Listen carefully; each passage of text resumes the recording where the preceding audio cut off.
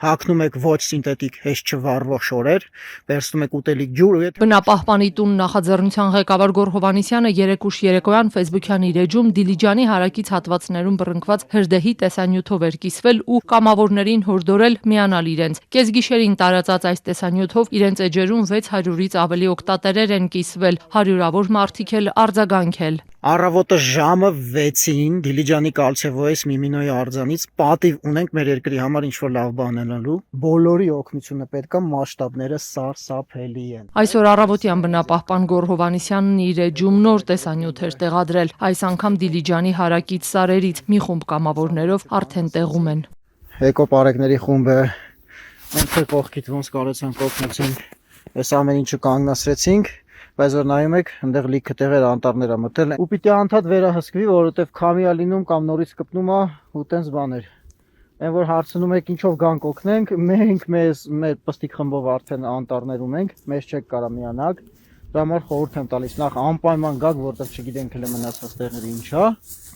Գաք մոտենակ այնի մեքենաներին։ Գոռ Հովհաննիսյանի հետ տեսազանգով զրուցել մեզ չհաջողվեց, հեռախոսային կապը սարերում ընդհատումներով է աշխատում, բայց ասած կամավորների լրացուցիչ խմբի կարիք այս պահին դեռ չկա։ Լուսաբացից մասնակցում են հրդեհաշիջման աշխատանքներին, իրենց միանալու ավելի քան 40 զանգ է ստացել։ Առավոտյան ժամը 6-ին շարժվել ենք 8 կամավորով, բայց արդեն 40-ից ավել զանգ եմ ստացել։ Որ հավաքեինք, բավականին մեծ բանակ ստացվեր կամավորների։ Կամավորներ հավաքում էին 3, այսօր էլ դրանց կարիքը չկա։ Իրավիճակը արդեն գնալով ավելի դեպի լավն է գնում։ 2 օրը վատ էր, բայց վերջապես հավաքադրվեցին ճիշտ քանակի ուժեր ու ամեն ինչ ճիշտ կազմակերպվեց։ Բավականին մեծ քանակի այն մարդ ա բերել, ահավոր ուժեղ ծուխա ու շատ բան չի հասկացվում։ 4 կիլոմետր երկարությամբ հրդեհային գիտ ենք հանգցրել, մի մասը շատ թույլ, մի մասը շատ ուժեղ, այնտեղ կարող խոտն է բարձրայրվում, կարող ծառերն էր արվում ու տենց տարբեր։ Մի մասը արդեն անտառի մեջ, մի մասը համարյա անտառի էր հասնում,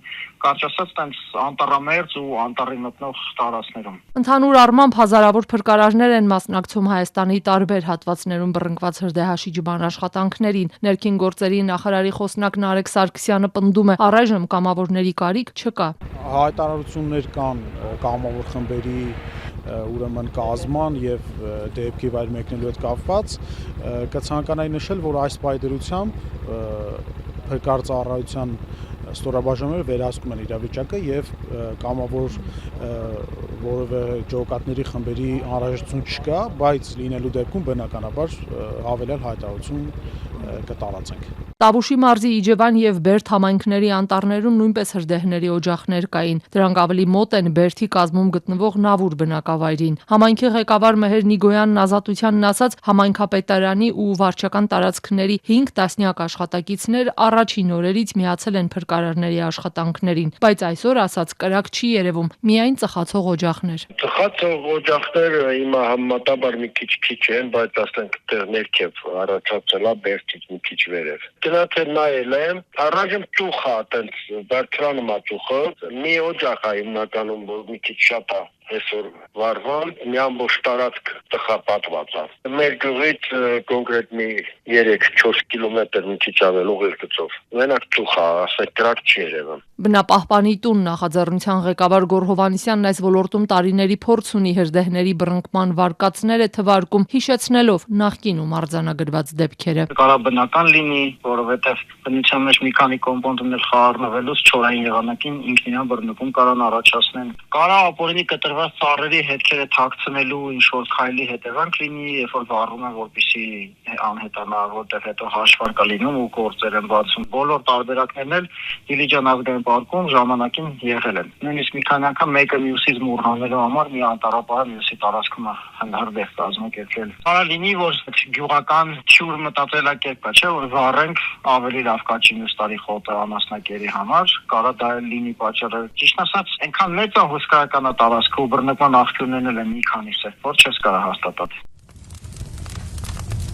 5 օր է ինչ Հայաստանի տարբեր հատվածներում լայնամասշտաբ հրդեհներ են, բայց քննչական կոմիտեում դեռ քրեական գործ չկա հարուցված։ Հետևաբար պատճառների մասին պաշտոնական վարկածել դեռ չի հաղորդվում։ Կոմիտեից ասում են կհարուցվի քրեական գործ, եթե հաղորդում ստանան, այն դեռ չկա։